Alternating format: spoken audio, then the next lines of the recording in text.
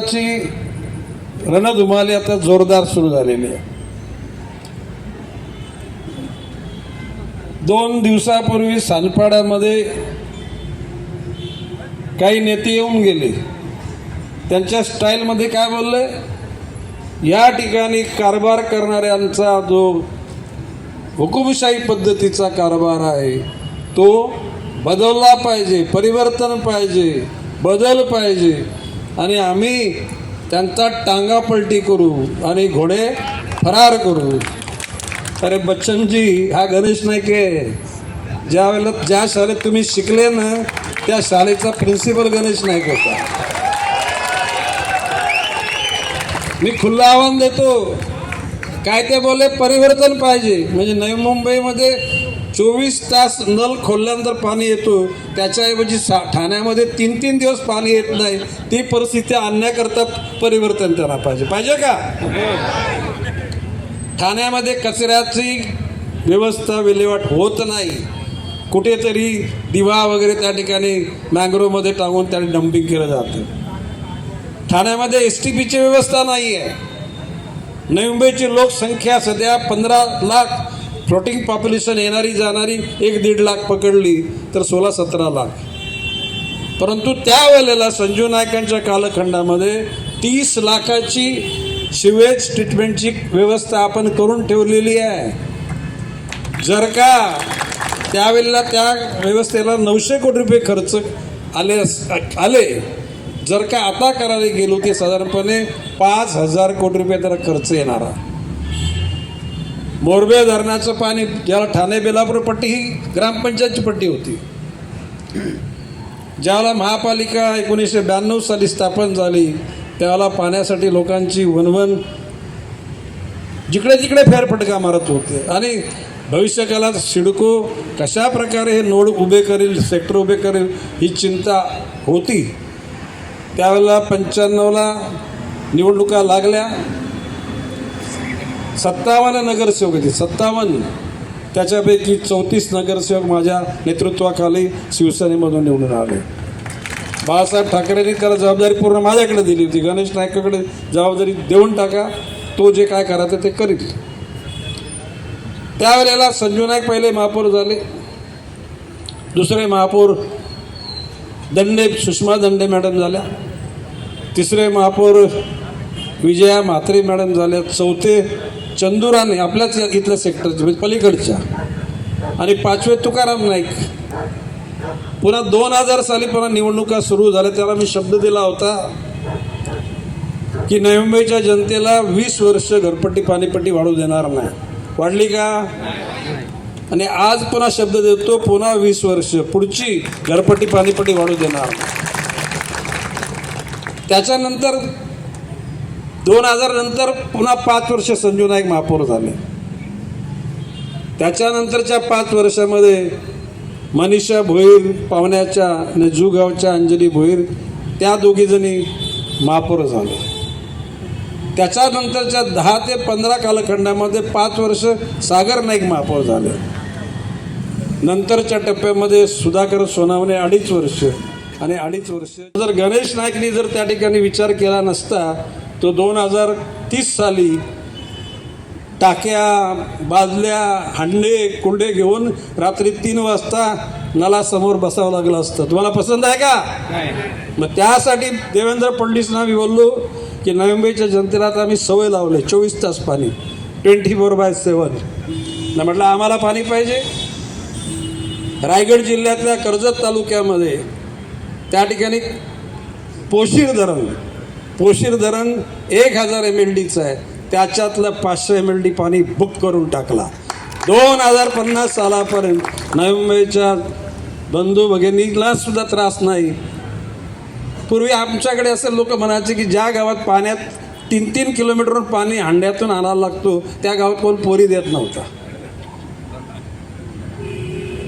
वाशी गावामध्ये पाणी होतं, गोडं पाणी होतं, पण जू गावामध्ये गोडं पाणी नव्हतं, ते खारं पाणी.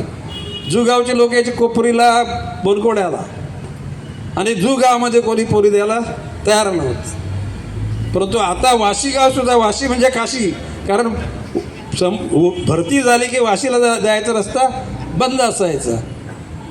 आज वाशीमध्ये पोरी देण्यासाठी लोक लाईन लावतात. वाशी नगरमध्ये तर सेक्टर 17 हा न्यूयॉर्कचा टाइम स्क्वेअर आहे. कुठला? सेक्टर 17. आणि अशा परिस्थितीमध्ये समृद्धी आणि ते जो FSI वाढवला तो जर का जनतेच्या हिताकरता वाढवला असता आमची काय त्याला हरकत नव्हती. परंतु बिल्डर लोकांचं हित लक्षात घेऊन बिल्डर लोकांच्या दलालांच्या सल्ल्यानं त्या ठिकाणी या योजना राबवल्या गेल्या. त्यांना आता पता माहिती नाही. आणि परवा सानपाड्याला बोललं की त्यांचा टांगा पलटीवर. मी ओपनली चॅलेंज देतो. काय बोलले? एकनाथ शिंदेला हलक्यात घेऊ नका. टांगा पलटी घोडे फरार. मग तू गणेश नाईकला हलक्यात धरलंस ना. तुझ्या मुलाचा कल्याण लोकसभा मतदारसंघ, त्यामधला एक कल्याण ग्रामीण मतदारसंघ, त्याच्यातली 14 गावं ती खरी म्हणजे मीच ठराव करून नवी मुंबईत समाविष्ट करायला सांगितली, पण अटी शर्ती आहेत. अरे तुझ्या अगोदर 3 वेळा पालकमंत्री या जिल्ह्याचा मी होतो, विधानसभेचा आमदार होतो, मंत्रालयात बैठक घेतली, एका फरमान काढलं आणि 14 गावं म्हणजे आम्हाला हलक्यात धरलं नाही. मी चॅलेंज देऊन सांगतो, गणेश नाईक तुझा टांगा पलटी करेल. घोडे फरार नाही, घोडे बेपत्ता करून टाकले.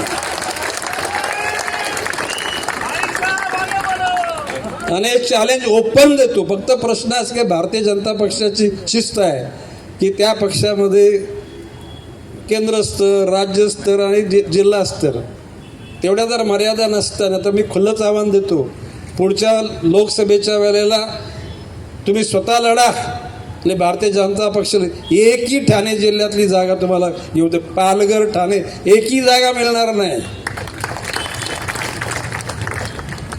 आणि मग गावाला जायला लागेल. त्या गावाचं नाव काय? दरे गावाला जायला लागेल. काही अडलं गेलं की दरे गाव. आणि त्याच्या बच्चा म्हणजे तो कोण? तो खासदार का मस्के का कसके? तो काय बोलतो? गणेश नाईकनी भूखंड लाटले. बोलायचं चॅलेंज आहे. राईट टू इन्फॉर्मेशन मधून माहिती काढा, प्रायव्हेट केसेस भरा. आणि गणेश नाईकनी 1 इंच जागा, 1 इंच कशाला? माझ्या ज्या ज्या ठिकाणी जागा कष्टाने घेतलेल्या आहेत त्या ठिकाणी FSI अर्धा पण आम्ही वापरलेला नाही. बोलाची भाषा म्हणून बोलायचं. वृत्तपत्राच्या किंवा चॅनल लोकांना मी सांगतो, त्याला विचारा कुठला प्लॉट गणेश नाईकने ग्रॅब केला आहे. उलट तुमची पापत तुम्ही आता खरं म्हणजे कोणाचा जुना इतिहास काढायची माझी इच्छा नाही. तुम्ही होता कुठे ना आला कुठे? भ्रष्टाचाराचा पैसा कमवला आणि आज तो नवी मुंबईच्या जनतेला वाटण्याचा प्रयत्न चालू आहे. नवी मुंबईची स्वाभिमानी जनता हा पैसा घेणार नाही. घेणार आहे का? कारण तो हरामाचा पैसा आपल्या संसारामध्ये कुठे चाय पत्तीला जर लागला तरी ते विषच होणार आहे. मी कोणाला गरज असेल तर आमच्याकडे या. गणेश नाईक तुमचा मोठा भाऊ म्हणून तुमच्या सगळ्या गरजा पूर्ण करेल. परंतु अशा या हरामखोराचा पैसा तुम्ही घेऊ नका.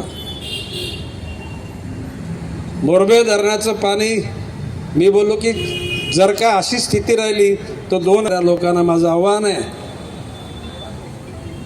की महाराष्ट्रातल्या हिंदुस्थानमध्ये, मी अहंकाराने नाही बोलत, विनम्रपणे बोलतोय, जनतेचं प्रेम हीच गणेश नाईकची ताकद आहे. त्या ताकदीच्या जीवावर 25 वर्ष नॉनस्टॉप महापौर बनवण्याचं भाग्य गणेश नाईक शिवाय या देशामध्ये कुठल्याही नेत्याला लाभलं नाही. हा अहंकार नाही, हे जनतेच्या प्रेमाची पावती मी सांगतो.